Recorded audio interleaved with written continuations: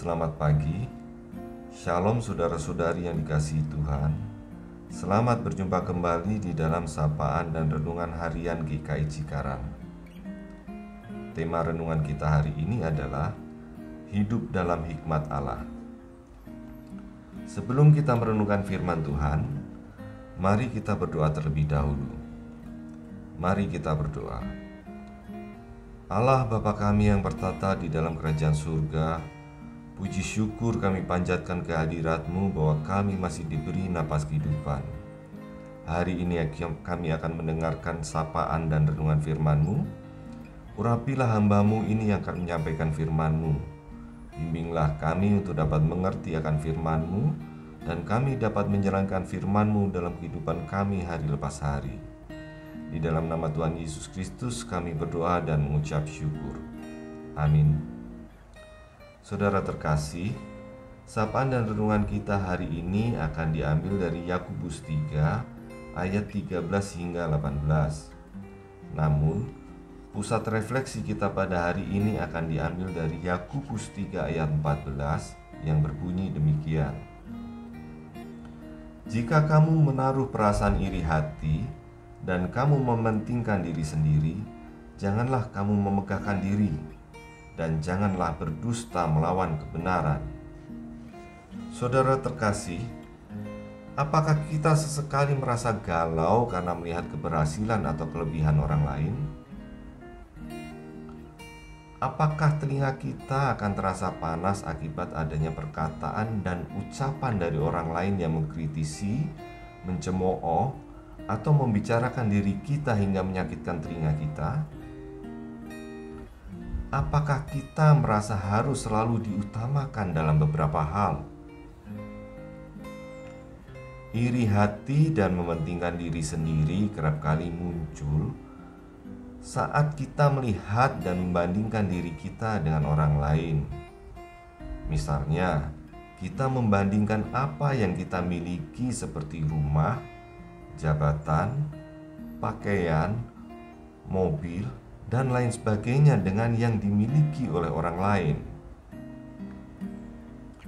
Saya teringat akan kisah Kain dan Habil di dalam Kejadian 4 ayat 1 hingga 16. Kisah ini menceritakan Kain yang mempersembahkan sebagian hasil tanah kepada Tuhan sebagai korban persembahan, sedangkan Habil mempersembahkan korban persembahan dari anak sulung kambing dombanya beserta lemak-lemaknya.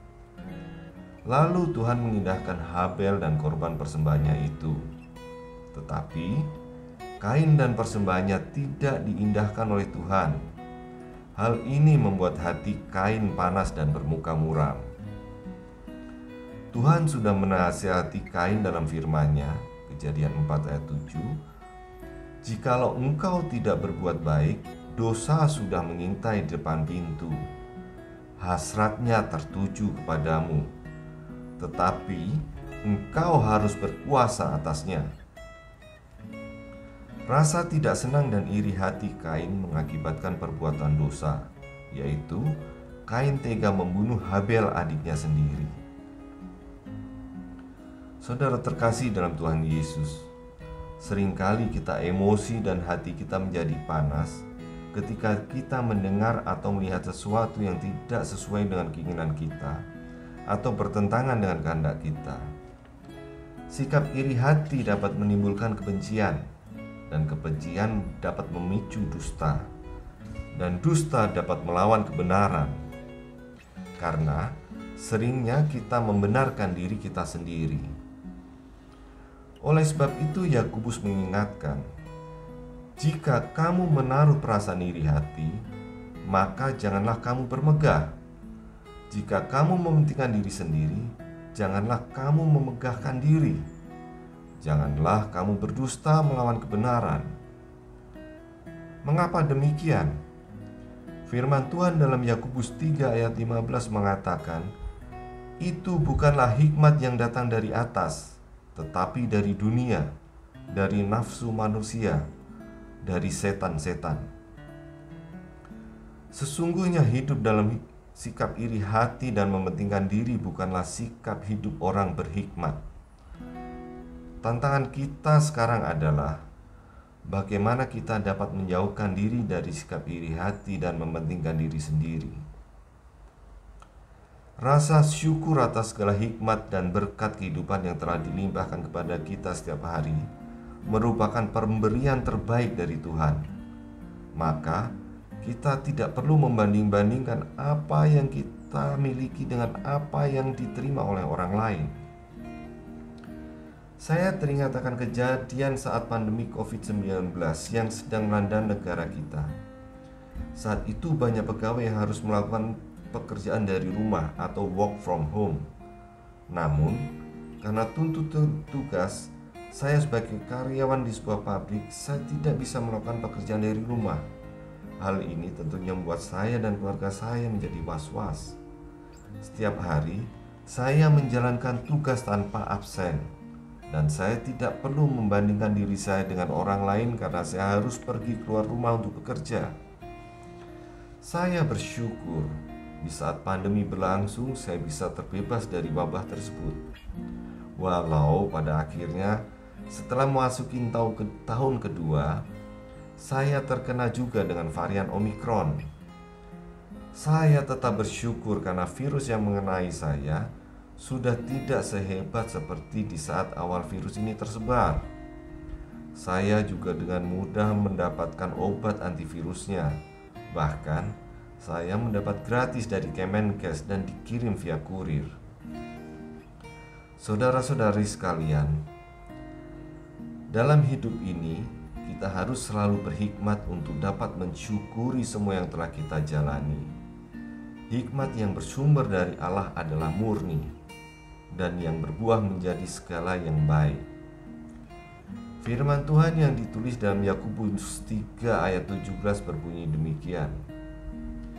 Tetapi hikmat dari atas adalah pertama-tama murni, selanjutnya pendamai, peramah, penurut, penuh belas kasihan, dan berbuah yang baik, tidak memihak dan tidak munafik. Tuhan telah memberikan kita akal dan pikiran supaya tidak dikuasai oleh keinginan hawa nafsu duniawi. Akal dan pikiran Tuhan berikan kepada kita adalah supaya kita dapat bersikap baik dan hidup dalam hikmat Tuhan. Akal dan pikiran yang diberikan kepada kita bukan untuk saling menjatuhkan, bukan untuk membenci, menipu, merendahkan dan mementingkan diri sendiri, tetapi supaya kita dapat saling mengasihi sesama. Amin. Mari kita berdoa. Bapa, terima kasih atas segala hikmat yang telah Engkau berikan kepada kami. Bimbing kami untuk selalu dapat melakukan hikmat yang datang daripadamu dan membuang segala keinginan dan nafsu duniawi, agar kami dapat hidup lebih baik lagi seturut dengan firman-Mu. Dalam nama Tuhan Yesus Kristus kami berdoa dan mengucap syukur. Amin. Demikian renungan kita hari ini. Jangan lupa untuk membagikan renungan ini kepada yang lain.